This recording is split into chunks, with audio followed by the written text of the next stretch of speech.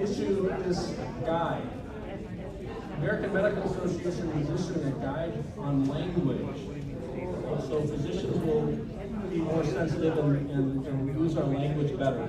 And I just took a couple of excerpts from this. They define in their glossary in this publication the sex assigned at birth. And their definition of sex assigned at birth is a concept used to describe a person's sex assigned at birth, typically based on a subjective evaluation of external anatomic structures and its comparison to various sex categories. This may or may not align with how they, I'm assuming they mean the patient or the person they're identifying, identify themselves.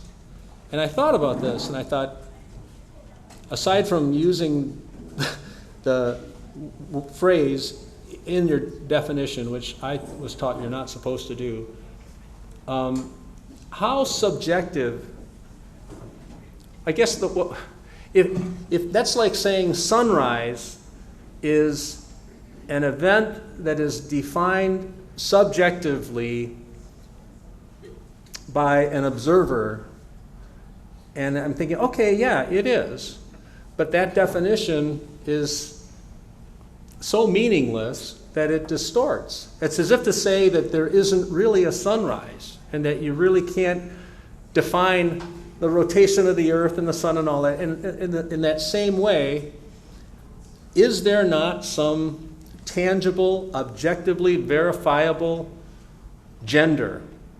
How many genders are there, panel? Anybody want to take a stab at that one? Well, I take the easy questions. Well, Dan, there are two, except in really, really rare situations where children are born with different parts but yeah, it's generally there's two. How many?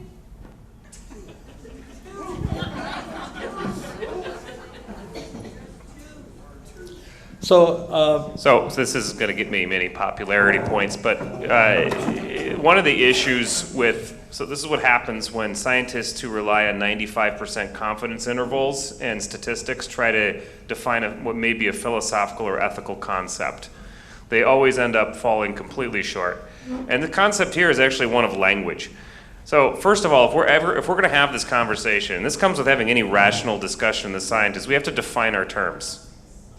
So when you ask a question, how many genders are there? My question is, what is a gender?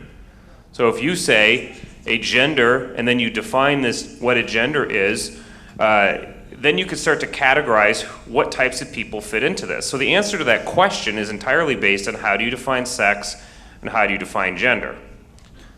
How do you define gender?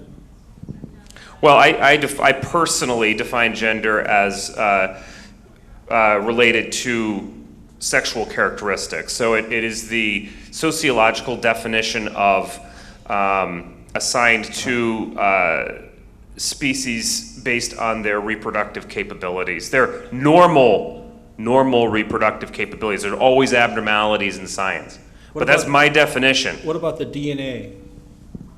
Well, that will go back to how you assign it. So XY and XX would be the chromosomal components that are based on sex. Those are sex-linked chromosomes. But you can also have XXY, which I think is Klinefelter syndrome. There's a few abnormalities as far as that goes too. But I'm talking about normal sex characteristics. So, yeah. But before you answer this question, before you can have any argument, you have to agree on terms. I don't know if this is how the AMA defines gender. So. These are the terms you have to come to so how all of us in the room versus how all of us in society define gender and sex, that may be something different too. Yeah. But that's where language can become nonsensical. If we all have a different definition of gender and we all have a different definition of sex, we can't have a conversation. If you have no commonality in language, there's no point in talking. Yeah. People are probably familiar with Leah Thomas and their rulings, and I mean this is I don't know how much we want to spend time on this. Does anyone want to comment on further on the I mean, I agree with Joe, you've got to define these terms, and they're not very well defined often. Well, we define them very clearly in medical school, Dr. Chabot. And are you saying things have changed since then, that those facts are not facts anymore? First of all, you didn't stand. And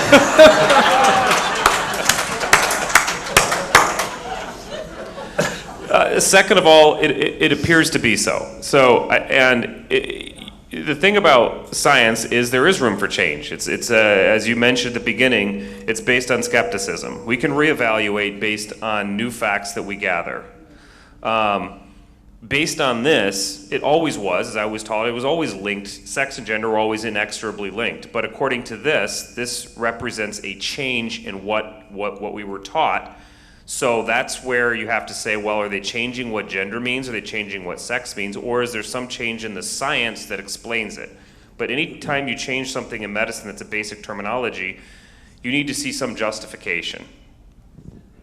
Has there been a change in science as far as you guys know? I don't know. That's where I would love to hear somebody say, well, point to me, tell me where the change in science is. I mean, this is about dispassionate, rational discourse. That's what I want to hear. My background is statistics as my undergraduate work, and so I reduce everything to numbers. There was a very interesting survey done about 6-8 months ago, and somehow it worked its way into the newspaper against all the odds. First question was, what's the percentage of black people in America? The survey says 30%. And the actuality is closer to 10. The next question is what's the percentage of Hispanic people in America? And again, it was 30, and I think it's 12. And what's the percentage of homosexual people in America? And I wish I could remember the number, so I'm supposed to be using facts, and I'm going to stray a little bit, but it's like 30 again, it something. was like, the survey was like 15%, Okay. and the actuality is like 2%. And what's the percentage of transgender people in America? And the survey was like 10%, and that number is less than 1%, like half of a percent. The point is that news about black people and news about Latino people and news about homosexuals is interesting, and so people watch it. So the advertising rates go up, and so there's a lot of stuff about black people and about Hispanic people and about transgender people, and the truth of the matter is the numbers are quite small.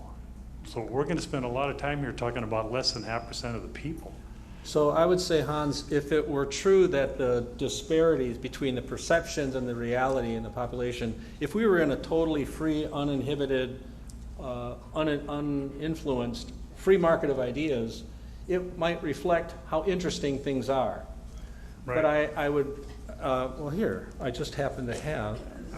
Well, if it bleeds, it leads. I mean, if it's interesting, it's going to get onto the news. But that may not be the only thing. In other words, what we have now is there are organizations very actively promoting as a sort of political agenda the adoption of these new, perhaps not so scientific views on gender and on gender identity. Now, I don't know if we have anybody on the panel who is particularly knowledgeable or versed on these issues, but this is an article. There's a guy named Christopher Rufo who has written he's done a lot of investigation on this, and he's written several pieces on this. Excerpts. The curriculum, this is from the Portland, Oregon school system, and you see it says the sexual revolution starts in kindergarten. The curriculum begins in the kindergarten with anatomy lessons featuring graphic drawings of children's genitalia. The lesson avoids the term boy and girl in favor of the gender-neutral terms. This is a gender-neutral term. Person with a penis and person with a vulva, because according to the curriculum, some girls can have penises and some boys can have vulvas. Quote, any gender and kid can have any type of body, unquote.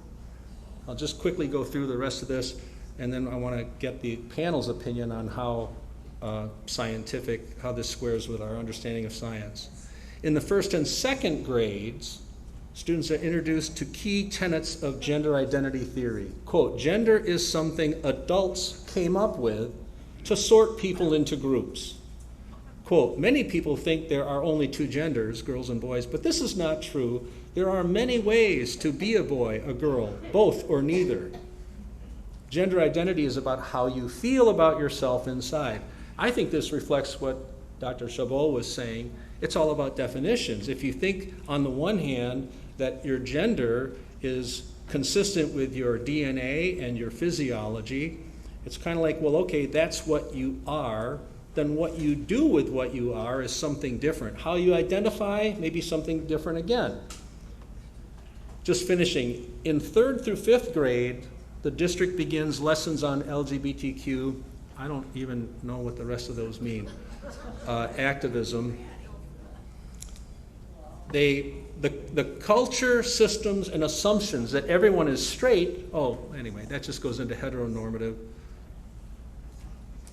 The system, according to the lesson plan, is a form of oppression. In other words, this two genders, that's a system that people came up with to hold others subject. Okay, anybody want to comment on the science of this?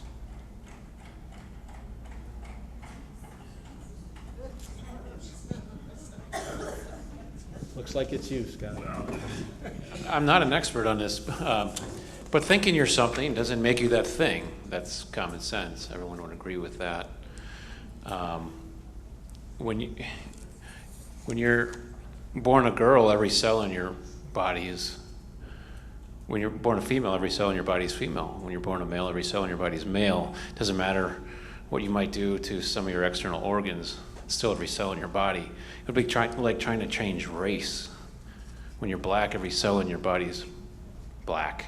You can't become a white person by lightening your skin. And that's just common sense. And I like the idea.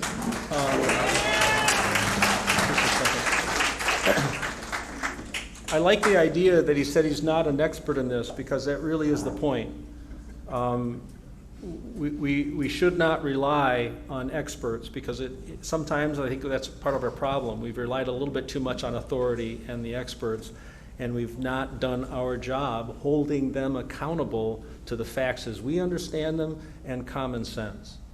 I'll let you go ahead. So yeah, I think you don't have to be an expert. It is a human construct. It is not something that is science. It is created by mankind, and it needs to be left that way. I am annoyed that is being brought up. It makes me disgusted. All right, you can continue. Is that it? Okay, so this is a basic philosophic. There's a basic philosophic principle that you can't change something's substance by changing its accidents. This goes back over 2,000 years, and it's the basis of Western philosophy, and that's all I know about it. I'm not an expert in anything else. But basically, if you chop off something's arm, if you chop off a human being's arm, perform an amputation, that person is still a human. So changing the external appearances of something doesn't change what it actually is. So this is the question here is, how are we crowdsourcing a philosophical concept? We're crossing the line here between what is essence, what is substance, and what is a confidence interval based on surveys and based on how people feel.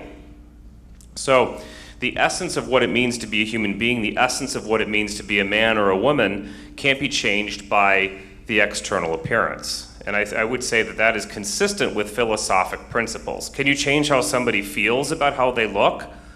Yeah, I think so.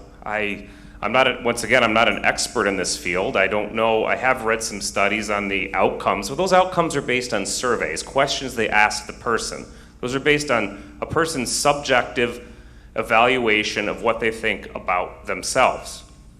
So I think we need to be careful to separate what is a observational empiric science from what is a philosophic concept. Anyone else? This next, also from Chris Rufo, describes the GSA network.